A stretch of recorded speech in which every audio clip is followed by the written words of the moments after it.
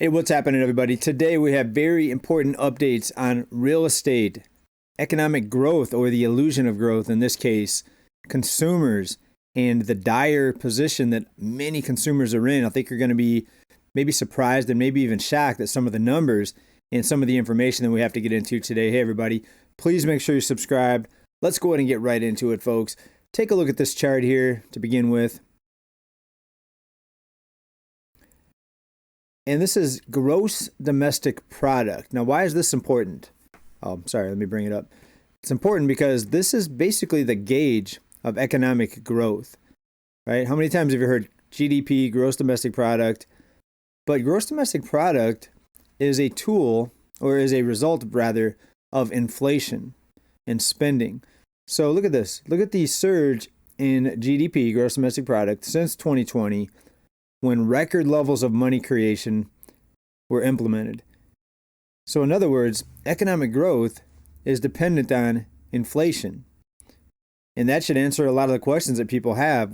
For example, why would they be lowering rates in an inflationary environment? Because they want to keep the illusion of economic growth. When inflation stops, their numbers, their model for economic growth gets basically disintegrated because economic growth in this case is based on inflation.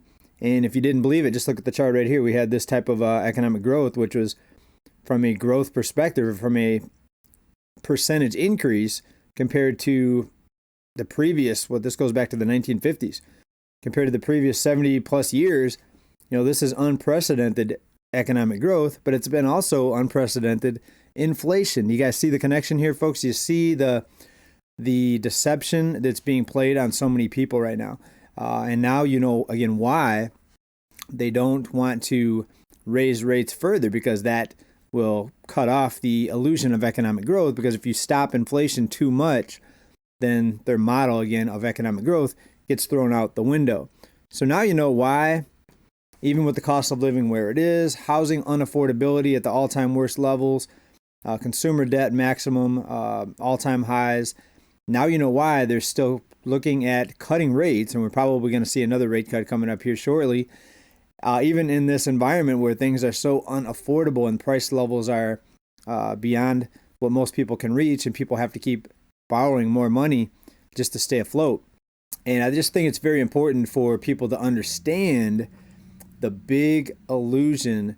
As we look into the other news and other stories, you need to go back to, I think, the basis of all of this.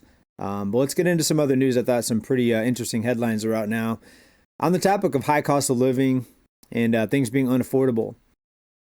Dwindling retirement savings has older Americans back to the job market. We started talking about this many years ago, but it's gotten worse, and now we're seeing more stories like this. This is Business Insider talking about this.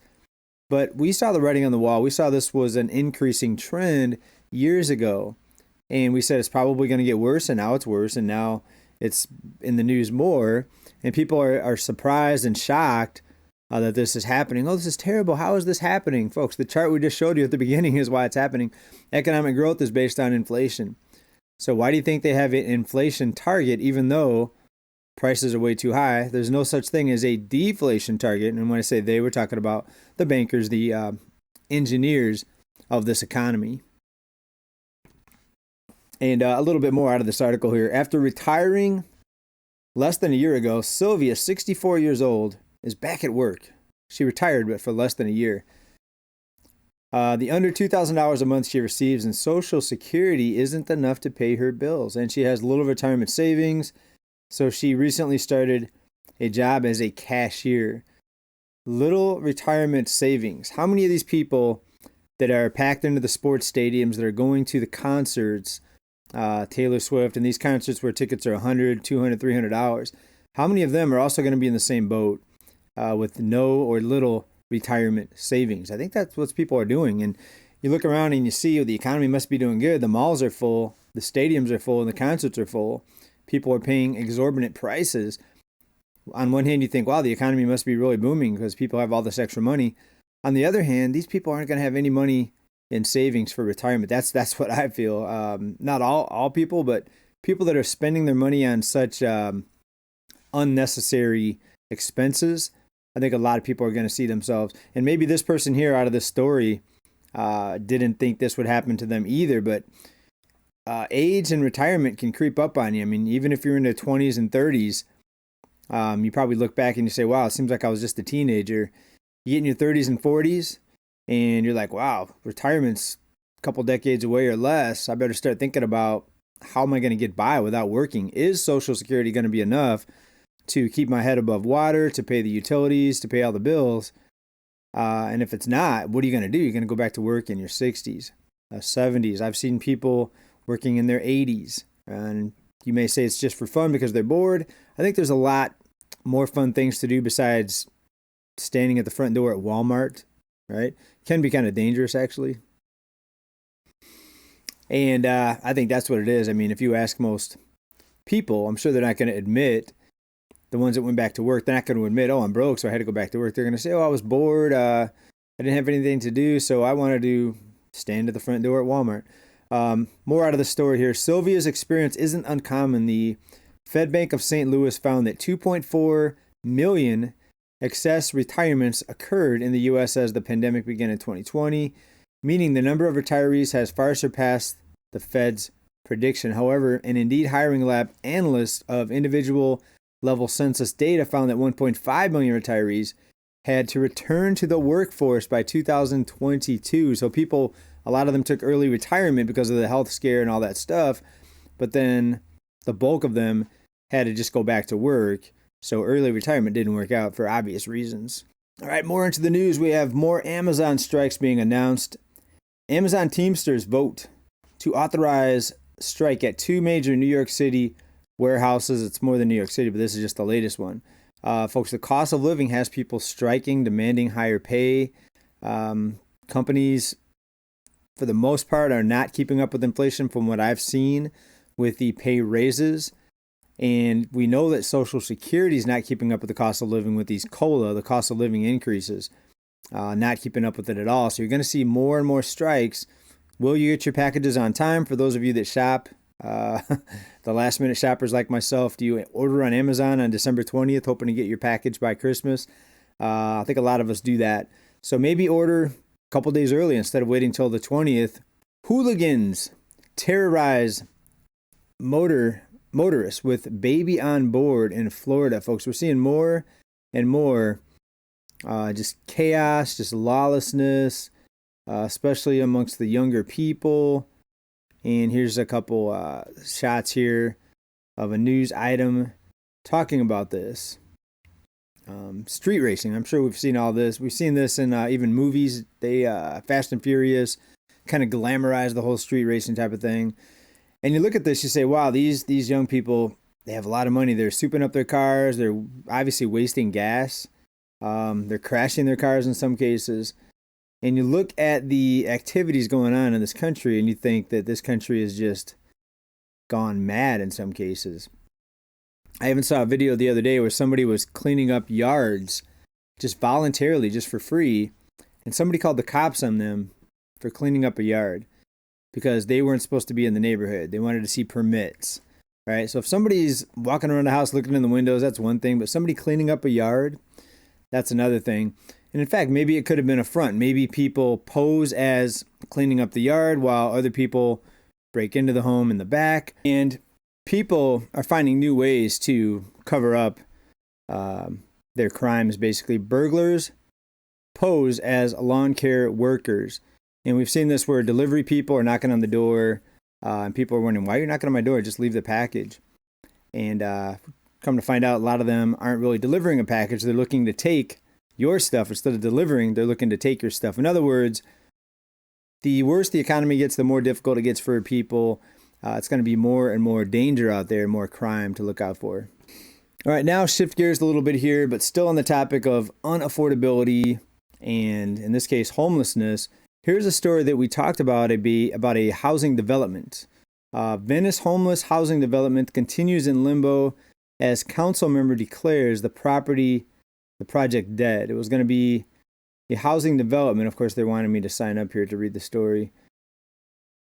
In Venice, and if you've seen the videos of Venice Beach, it's really, really bad up there with homeless. And there's a YouTuber out there with a lot of good footage on this. What's his name? German in Venice.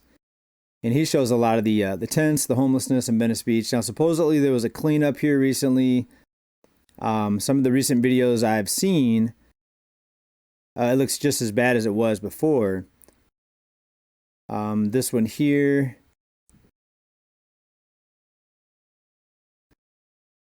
This one's a bit of an older one, a few years ago.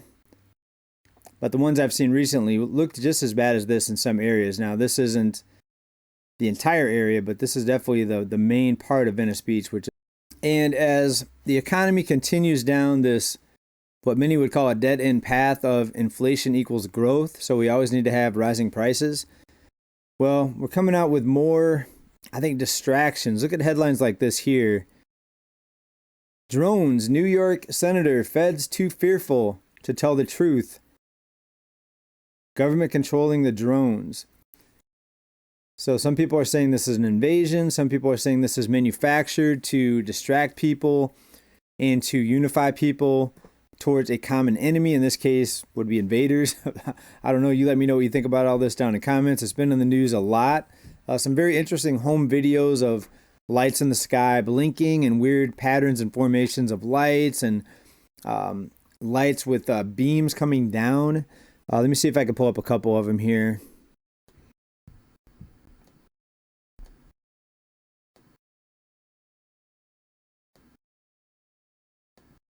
There's another one. For almost a month, swarms of drones the size of small cars have been spotted over parts of New Jersey, alarming local residents. I look to my left and I see two big drones. They were propeller driven, going very slowly. And unnerving lawmakers who say they popped up in at least 10 counties. The issue prompting a meeting Wednesday attended by roughly 100 mayors and state representatives. Are you telling me that in America 100 mayors and state representatives are going to attending this meeting? So this is not just something that's just like, oh, somebody saw some weird lights. This is like a lot of people are seeing the lights. A lot of people are reporting it. Even people at high levels can't explain what's going on and how these patterns can exist in these lights. As soon as my green tea kicks in, I'll be able to speak a little bit better here. somebody can start flying drones and we have no clue what's going on? Garden state leaders say they're confounded by the federal government's response and that of their own governor, who's preaching calm. Perhaps even more concerning, military officials say they've documented at least 11 unauthorized drone incursions over nearby Picatinny Arsenal, a weapons development center. And President-elect Trump's Bedminster Golf Club is also in the area. Local police have been launching their own drones into the sky to give chase.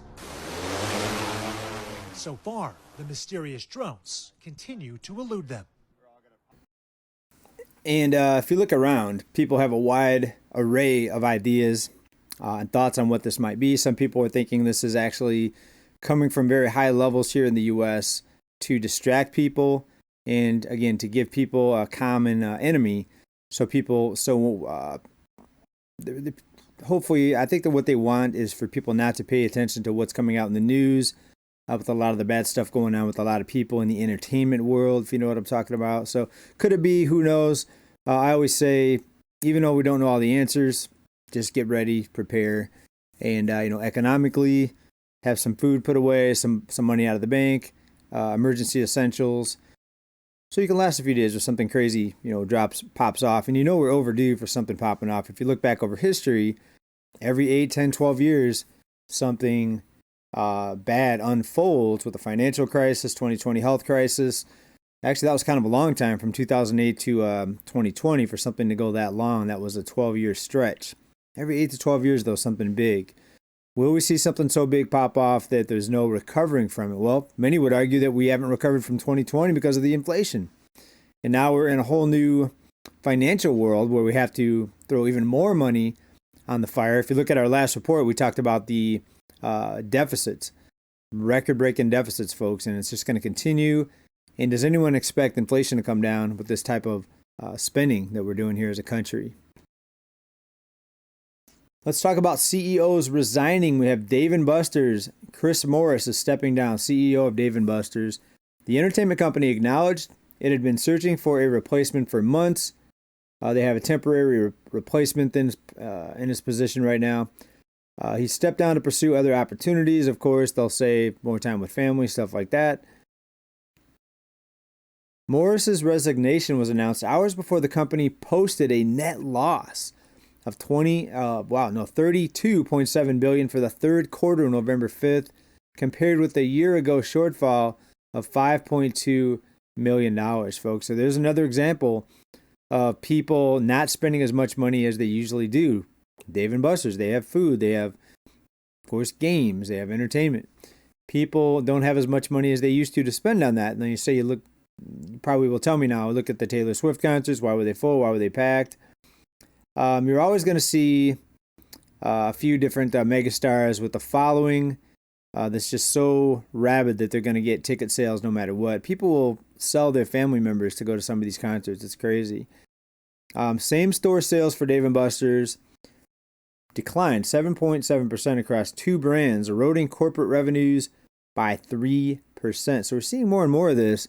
And again, you have to ask yourself, if the economy was so wonderful, why do we see this number of CEOs stepping down? And people, I'm not actually exaggerating. Look at this. CEO turnover reaches record levels in 2024 as increasing complexity drives execs to exit. So the euphoria that we're seeing about the new incoming administration, a lot of people are very optimistic about it. CEOs don't look to be optimistic. Why would you still be seeing this number of resignations if there's going to be this miraculous economic turnaround coming up? So when you look at the higher levels, the CEOs, the executives, a lot of economists, they say that things are about ready to get a lot worse with the cost of living, inflation, with the tariffs and lots of other things being implemented, right? I'm not saying it is. I'm not saying it isn't. I'm saying get ready for things to get worse, because that seems to be the direction we're headed. That seems to be the trajectory. And again, if I'm wrong, please let me know down in the comments. Don't just say I'm wrong, and don't just say I'm unsubscribing. Say exactly what I'm wrong about and why I'm wrong. So how is the economy going to get better for most people? Now, you can say that investors, it's going to get better for investors in the top maybe 10%, 20%, maybe even 30%. But when you look at most people, are they going to continue to live under the thumb of the billionaires? So most people just depend on a handout from someone higher up, in other words. And in fact, if you look at what's happening with Wall Street and real estate, you see more of what's happening getting worse. Take a look at this.